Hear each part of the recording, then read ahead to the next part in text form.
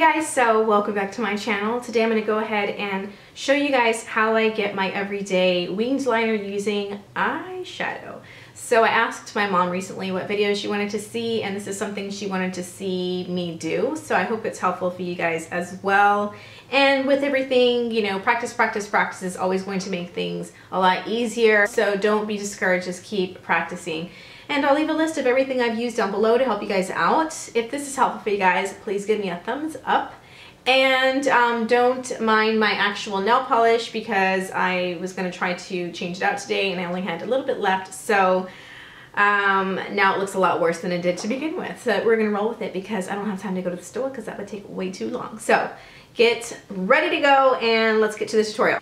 Okay, so the brush I'm actually using today came with my L'Oreal Infallible gel liner, and it's actually a very good brush. It's a flat, tiny, sturdy paddle brush, and it works really nicely. I'm going to use, this is what I've been using recently, the Sparkle Till Morning palette from Wet n Wild.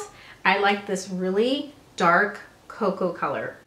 So you all can choose any shadow you all want. If it has a little bit of shimmer in it, like the shade I chose, it will actually apply and blend easier when you put it on the skin without actually showing the shimmer. So that's why I like this type of a finish. Right here. So I'm going to go ahead and get some on my brush here, tap off excess. I'm going to try my best to get this on the frame. So what I'm going to do is, I don't follow my exact waterline. I kind of follow the bottom lash line. So can you all see that? Just like where the lashes begin, that's where I'm going to start from. I'm going to pull a little bit tight and use the skinny tip. You want to use the skinny side and pull that up. And the way I gauge it is, if you look, this is my brow bone. So I try to get it to like where the brow bone starts, like right here. It's kind of like where it starts if I feel it. And it's also a little bit past this little fold, this crease I have. Okay, so I kind of bring it there. Sometimes I'll extend it just to kind of depending. So I'm gonna go ahead and take this here now and just kind of brush. Just a little bit right there. I am going to clean it up with concealer later. Okay, so I got that now. I'm also going to start blending that color inward against the lash line and kind of just coloring it in.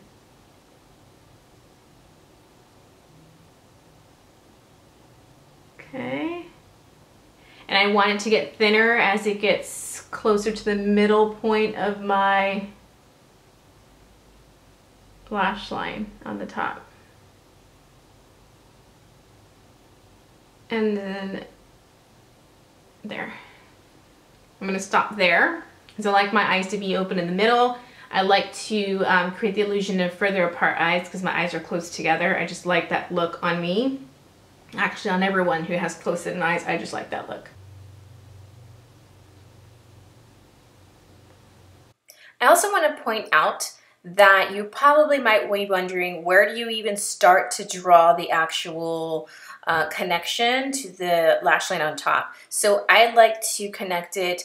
I imagine where my little fold is, a little socket, the crease line right there, if that were to continue, that's kind of where I try to start the actual connection and drawing it inward. What I also try to do is, you see where this little fold is right here? Can you all see that?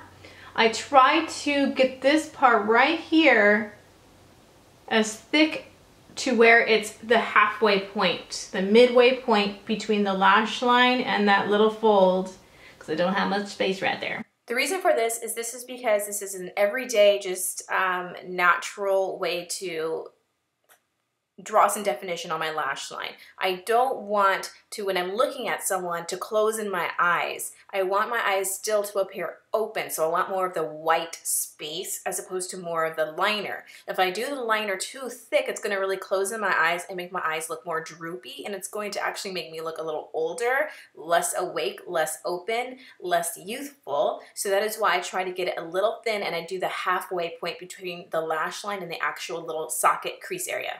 Okay, the next thing I've been really liking to do is taking my Kajal eyeliner from Estee Lauder. It is in the color Blackened Black. My favorite eye pencil for the waterline. It's the longest lasting and it is the most pigmented on the waterline. So I'm gonna get that on my, you'll see.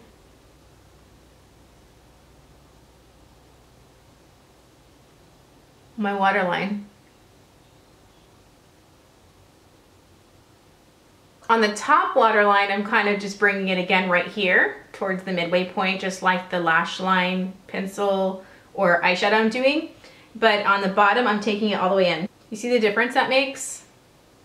Okay, let me go ahead and show you the other side now. I'm gonna go ahead and get some more of this cocoa color. Tap that off. And again, now, first of all, this side is always way easier than this side, but this method is just not, it's just much easier. So starting at the, gosh, this is hard, lash line on the bottom. Bring that in like that. If I were to, oh, I forgot to tell you all, I also extend it in the direction where if it were to meet up with my eyebrow. So this kept going, it would meet with the eyebrow, just, you know what I mean? Hopefully y'all know what you mean. I don't know what I mean. Anyway, so I'm gonna do the same thing here. Use the little tip of it so I can get a sharper application. Now this one's more saggy, so I have to go a little bit more up because this eye is more saggy than my other one.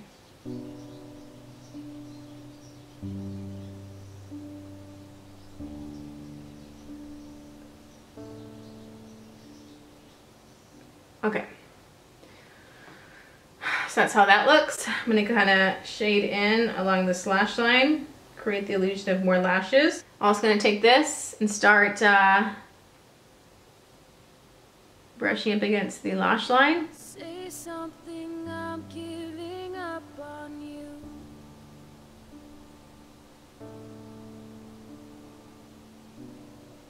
I'll be the one if you want me to.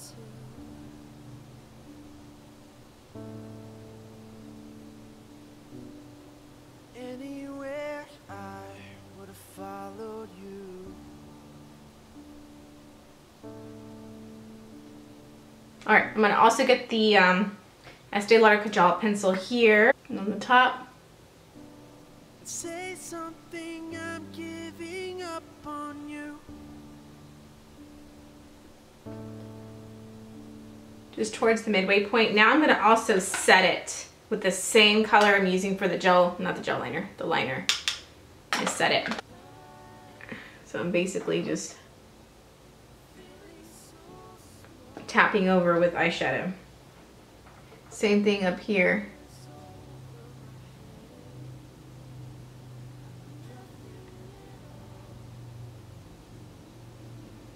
Now let's do the other side. Tapping off excess. This is not a flattering position to be in, is it?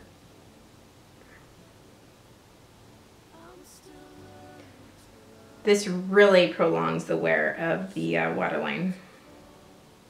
Setting it. But the Estee Lauder Kajal, man, I'm telling you, you gotta try them if you want to use a pencil liner for the waterline.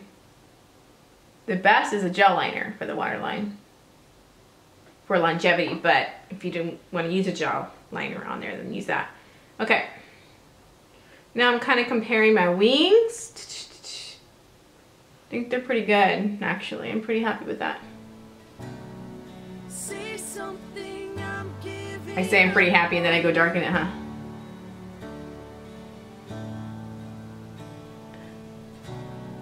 I'm sorry that I couldn't get to you.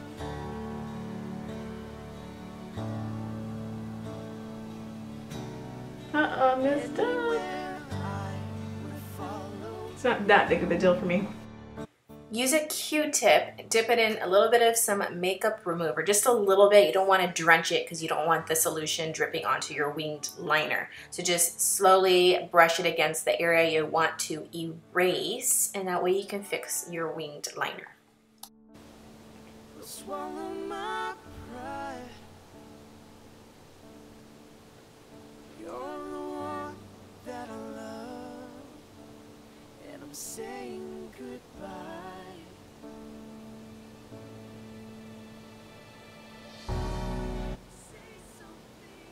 Okay, so the liner part is done. I'm going to go ahead and put my mascara, and I'm only going to put it on the top lashes. So I will do that and come right back.